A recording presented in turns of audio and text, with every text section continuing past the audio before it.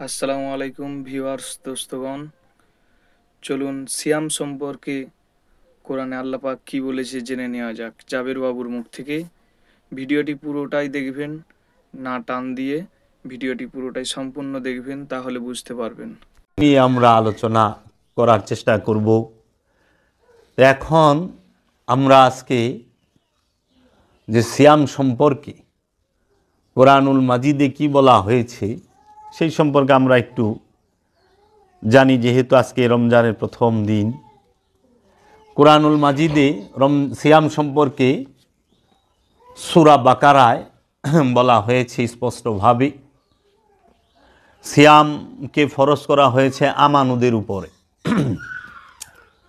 তাই আমি আমাদের যারা সাধারণ মানুষ, যারা কাঁচা গলা মোমের মতো মানুষ, এবং যারা সত্য সন্ধানী মানুষ, যারা সত্য খোঁজ করে, সত্যের সন্ধান করে, সেই মানুষদের উদ্দেশ্যে আমরা আমাদের মাতৃভাষায় বাংলায় সিয়াম সম্পর্কে কোরআন মাজিদে কি বলা হয়েছে সেটি আমরা একটু বলার, বোঝার, জানার চেষ্টা করি।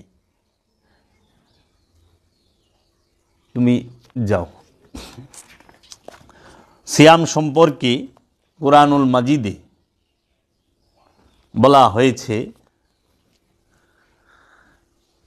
সূরাতুল বাকারায়। সূরাতুল বাকারায় সিয়াম শব্দটি আছে। সিয়াম আরবি শব্দ, সিয়াম ফার্সিতে বলা হয় রোজা। সিয়াম আরবি শব্দ, সিয়াম শব্দের বাংলা একটা অর্থ আছে। সিয়াম আরবি ভাষায় বলা হয়, ফার্সি ভাষায় বলা হয় রোজা। আমরা বাংলাদেশের মানুষ রোজা এবং সিয়ামের পরিপূর্ণ বাংলাটা অধিকাংশ মানুষ জানি না, আমরা রোজা বলেই জানি। সিয়াম আরবি শব্দ, রোজা ফার্সি শব্দ। রোজা শব্দটা সারা কোরআনের কোথাও নাই, আছে সিয়াম। তাহলে এই সিয়ামের ফার্সি হচ্ছে রোজা, রোজার বাংলা কি, সিয়ামের বাংলা অর্থটা কি? সিয়াম শব্দের অর্থ হচ্ছে সংযম,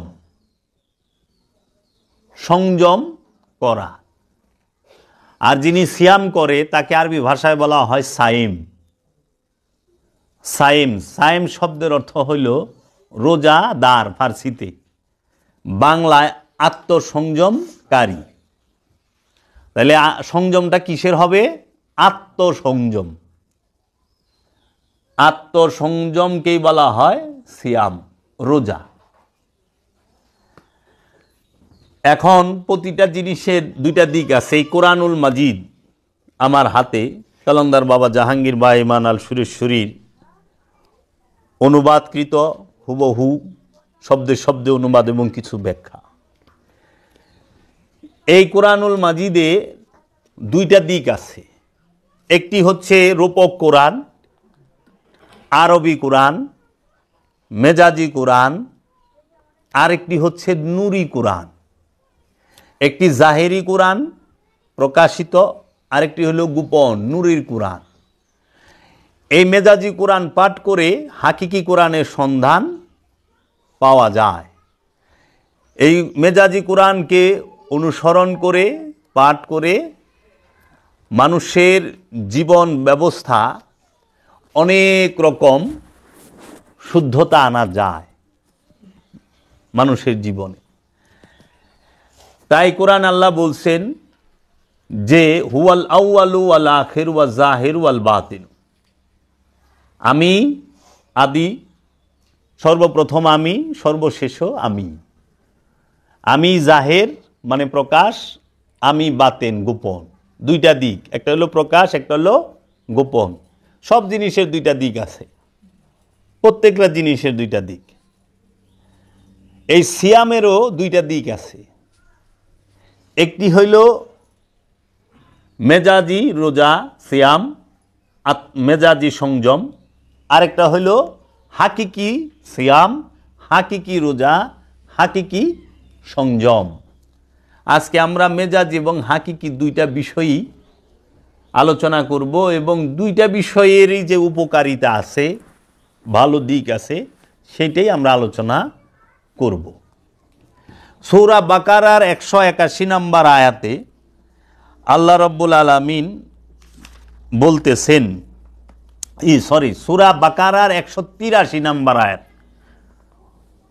183 নম্বর আয়াতে 183 নম্বর আয়াত আল্লাহ বলতেছেন, ইয়া আইয়ুহাল্লাযীনা আমানু কুতিবা আলাইকুমুস সিয়ামু কামা কুতিবা আলা আল্লাযীনা মিন কাবলিকুম লাআল্লাকুম তাত্তাকুন। এটার শব্দে শব্দে অনুবাদটা এইরকম, ইয়া আইয়ুহাল্লাযীনা, ওহে যাহারা, আমানু ঈমান আনিয়াছ, কুতিবা ফরজ করা হয়েছে। তাহলে ফরজের আরবি কি? কুতিবা। ফরজ এটা আরবি শব্দ না, কুতিবা এটা হলো আরবি শব্দ। কুতিবা শব্দের অর্থ হলো ফরজ করা হয়েছে। আলাইকুম তোমাদের উপরে, আলাইকুম তোমাদের উপরে। সিয়ামু রোজা, কামা সিয়ামু রোজা সংযম, কামা যেমন, কুতিবা ফরজ করা হয়েছে, আলা উপরে, আল্লাযীনা যাহারা, মিন হইতে, কাবলিকুম তোমাদের পূর্বে, লাআল্লাকুম হয়তো তোমরা, সম্ভবত তোমরা, তাত্তাকুন তোমরা তাকওয়া করো। এর হুবহু বাংলা অর্থটি হচ্ছে, ওহে যাহারা ঈমান আনিয়াছ, ফরজ করা হয়েছে তোমাদের উপর রোজা, যেমন ফরজ করা হয়েছিল তাহাদের যাহার উপর তোমাদের পূর্ব হইতে, হয়তো তোমরা তাকওয়া গ্রহণ করিবে। তাহলে পরে সিয়াম ফরজ কার উপরে করা হয়েছে? মানুষের উপরে না। মানুষ বলেন ইয়া আইয়ুহান নাস বলে নাই, ইয়া আইয়ুহান নাস কুতিবা আলাইকুমুস সিয়াম বলে নাই, ইয়া আইয়ুহাল ইনসান কুতিবা আলাইকুমুস সিয়াম আল্লাহ বলে নাই। আল্লাহ বলে নাই ইয়া আইয়ুহাল মুসলিমুন কুতিবা আলাইকুমুস সিয়াম, তাও বলে নাই যে হে মুসলমানরা তোমাদের উপরে সিয়াম ফরজ করা হয়েছে, আল্লাহ বলে নাই। ইয়া আইয়ুহান নবী কুতিবা আলাইকুমুস সিয়াম, হে আমার নবী আপনার উপরে সিয়াম ফরজ করা হয়েছে, তাও বলে নাই। ইয়া আইয়ুহার রাসূল কুতিবা আলাইকুমুস সিয়াম, হে রাসূল আপনার উপরে সিয়াম ফরজ করা হয়েছে, তাও বলা হয় নাই। এবং ওলিদের উপরে সিয়াম ফরজ এটাও বলে নাই, বলছে কি ইয়া আইয়ুহাল্লাযীনা আমানু, হে আমানু যে ঈমান এনেছে। কে আমানু? যে নফসটি রসুলের হাতে হাত দিয়ে বায়াত গ্রহণ করেছে মুমিন হওয়ার জন্য, নফসকে শুদ্ধ করার জন্য, নফসকে খান্নাস মুক্ত করার জন্য। যেই নফসটির মধ্যে খান্নাস রূপী শয়তান দুর্বল রূপে থাকে, যে নফসটি সে রসুলকে বিশ্বাস করছে না দেখিয়া, রসুলকে বিশ্বাস করছে, কোরআনকে বিশ্বাস করছে, ইয়াউমুল আখিরাতকে বিশ্বাস করছে, কিতাবকে বিশ্বাস করছে, ফেরেশতাকে বিশ্বাস করছে এবং আল্লাহর যত আসমানি কিতাব সব কিছু বিশ্বাস যে করছে, সে আমানু। এক কথায় আমানু বলতে গেলে প্রাথমিক মৌখিক বিশ্বাসী, যে শুই না এবং বইলা বিশ্বাস করছে, মৌখিক বিশ্বাসী, বাহ্যিক দেখা বিশ্বাস করছে। এই বিশ্বাসীকে আল্লাহ বলছে যে তুমি ইয়া আইয়ুহাল্লাযীনা আমানু ওয়া আমিনু, হে ঈমানদার বিশ্বাসী, আমানু তুমি আবার ঈমান লও, আবার ঈমান লও। কারণ ঈমান দুই প্রকার, একটি হইল প্রাথমিক আর একটি হইল পরিপূর্ণ। পরিপূর্ণ ঈমান যিনি আনয়ন করেন তাহাকে বলা হয় মুমিন। মুমিনকে যার সাথে আল্লাহ রাব্বুল আলামিন থাকেন, ইন্নাল্লাহা মাআল মুমিনিন, নিশ্চয় আমি আল্লাহ মুমিনের সাথে থাকি। আর আমানুকে যার মধ্যে খান্নাস রূপী শয়তান আছে, যার সাথে আল্লাহ নাই, শয়তান আছে দুর্বল রূপে, সে হইল আমানু। এই আমানুই নিজের নফসকে শুদ্ধ করার জন্য, নিজেকে পবিত্র করার জন্য, জাক্কা করার জন্য সিয়াম করবে। মূলত সিয়ামটা হচ্ছে নফসকে আত্মশুদ্ধির জন্য, নফসকে পবিত্র করার জন্য হচ্ছে সিয়াম। এখন আল্লাহ আমানুকে সিয়াম করতে বলেছে, যেমন তোমাদের পুরুষ যারা ছিল, পূর্বে যারা ছিল তাদের উপরও সিয়ামটা ফরজ ছিল। তারপরে আল্লাহ বলতেছেন যে সূরা বাকারার 184 নম্বর আয়াতে, যে সুতরাং যে তোমাদের মধ্যে হয় অসুস্থ অথবা ভ্রমণের উপরে, সুতরাং সংখ্যা অন্যান্য দিনগুলি হইতে, এবং যাহাদের উপর সামর্থ্য আছে একজন মিসকিনকে বিনিময় দেবে খাদ্য। সুতরাং যে আপন ইচ্ছায় করে কোনো উত্তম কাজ, সুতরাং তাহা উত্তম তাহার জন্য। এবং তোমরা রোজা রাখো, তোমাদের জন্য উত্তম যদি তোমরা জানিতে। তাহলে আল্লাহ কি বলতেছে এখানে? ওয়া আনতা সুমু খায়রুল লাকুম ইন কুনতুম তা'লামুন। এবং তোমরা রোজা রাখো, তোমাদের জন্য উত্তম যদি তোমরা জানিতে। রোজা রাখতে বলছে, তোমাদের জন্য রোজাটা হচ্ছে উত্তম যদি তোমরা জানতা যে এটা কত উত্তম। রোজা অবশ্যই রাখতে হবে। তারপরে আল্লাহ রাব্বুল আলামিন 185 নম্বর আয়াতে সূরা বাকারার বলতেছেন, শাহরু রমাদান আল্লাযী উনজিলা ফীহি কুরআন হুদাল লিন্নাসি। আল্লাহ কি বলতেছে? শাহরু রমাদান আল্লাযী উনজিলা ফীহি কুরআনুল হুদাল লিন্নাস। খেয়াল কইরো, রমজান মাস যাহা নাজেল করা হয়েছে ইহার মধ্যে কোরআন মানুষদের জন্য একটি হেদায়েত। মানুষের জন্য হেদায়েত কি? কোরআন। কোরআন কোন মাসে নাজিল হয়েছে? রমজান মাসে। রমজান মাসে কোরআন নাজিল হয়, যেটা হুদাল লিন্নাস, মানুষের জন্য হেদায়েত।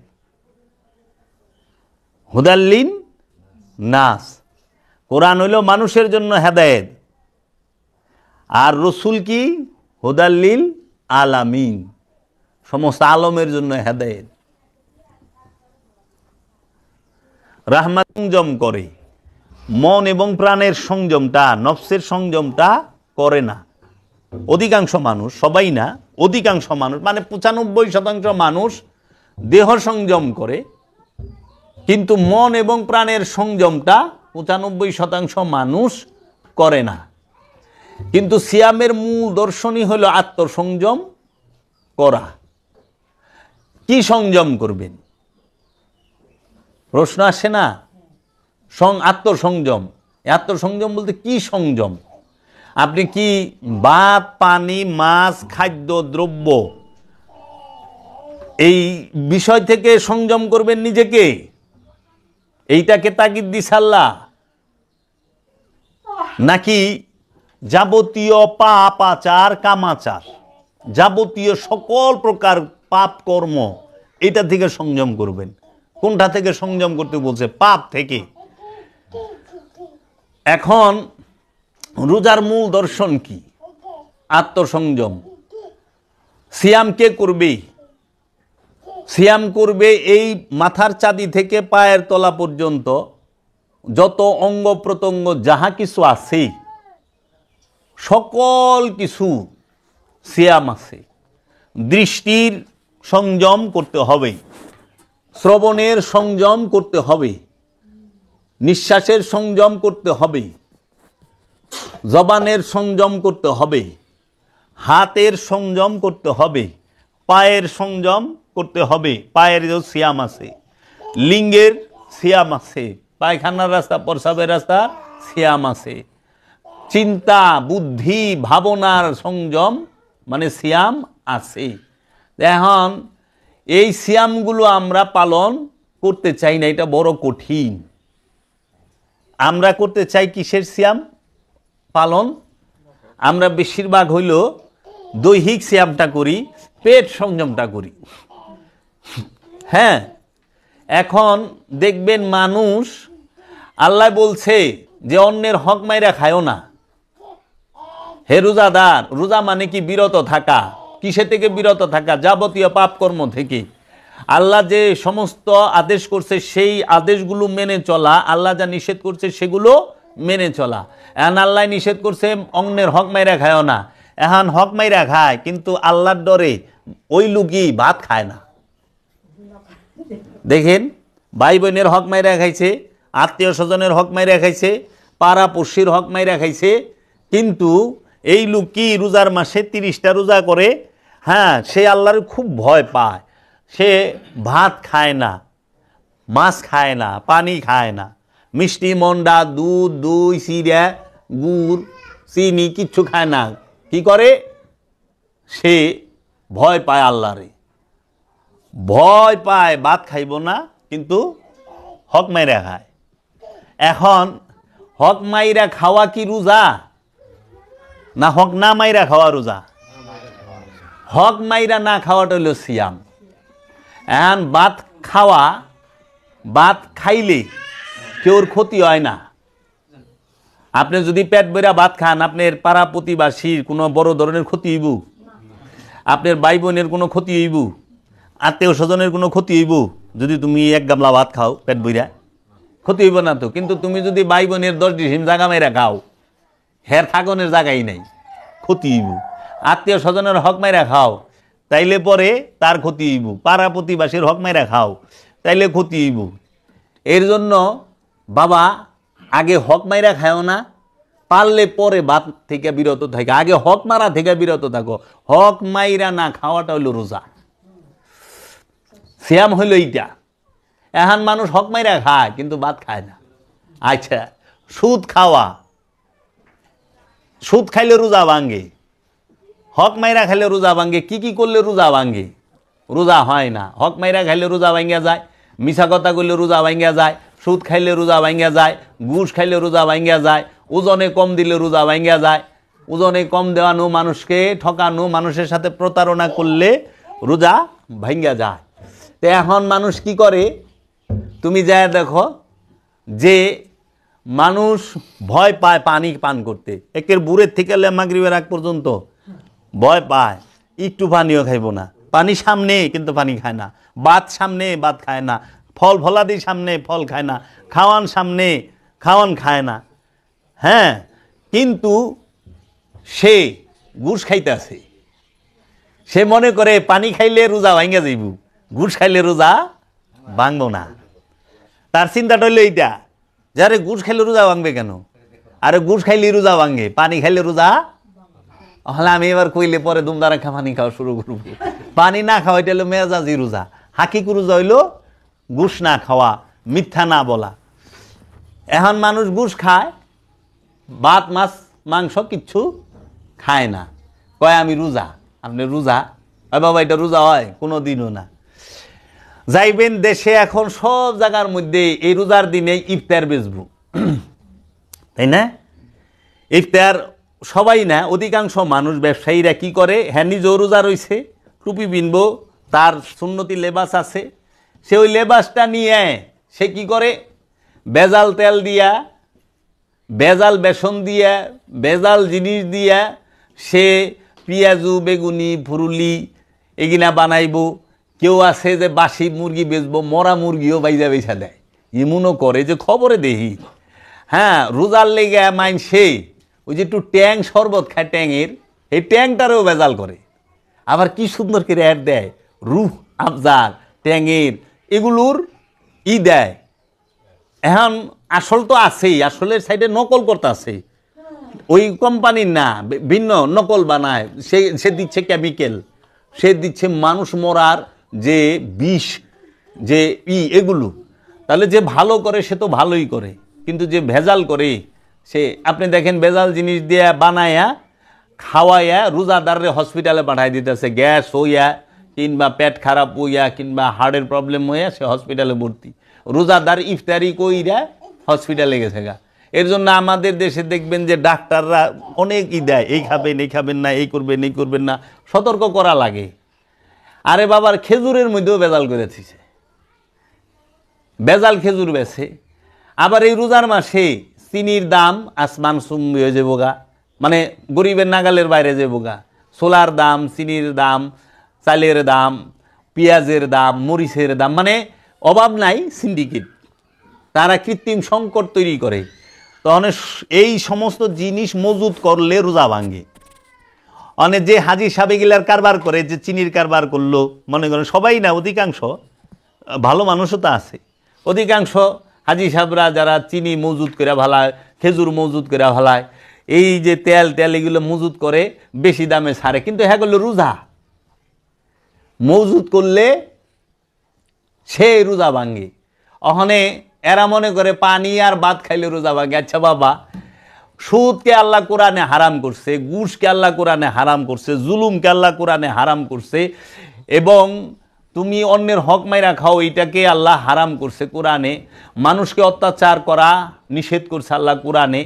তো এই বিষয়গুলো হারাম করছে। কোরআনে কি কোথাও আছে ভাত খাওয়া হারাম, পানি খাওয়া হারাম, দুধ খাওয়া, মধু খাওয়া হারাম, ফল খাওয়া হারাম? যেগুলো হারাম বস্তু না ইগিলা খাইতে মানুষ সেই ভয় পাই ফেললিছে, আর যেগুলা হারাম ওরে বাবা রে বাবা সেইভাবে খাইতেছে। জীবন্ত রোজার মাসে সুদ খাইতেছে, ঘুষ খাইতেছে, অন্যের হক মাইরা খাইতেছে, মজুদ কইরা সম্পদ জমা কইরা লাভ খাইতেছে, কৃত্রিম সংকট ওজনে কম দিতেছে। আপনি একটা জিনিস কিনবেন বাজার থেকে, মাই পাইবেন 1 কেজি, যা দেখবেন যে আল্লাহ দিলে দিয়া দিছে 900 গ্রাম, 800 গ্রাম, 100 গ্রামই নাই। আল্লাহ দিলেই যে এক বান্দাই যে বাবা 6টা কমলা আনছে, ওই রোজাদারে একটা কমলা পচা দিয়ে দিছে। B practical. এই এখন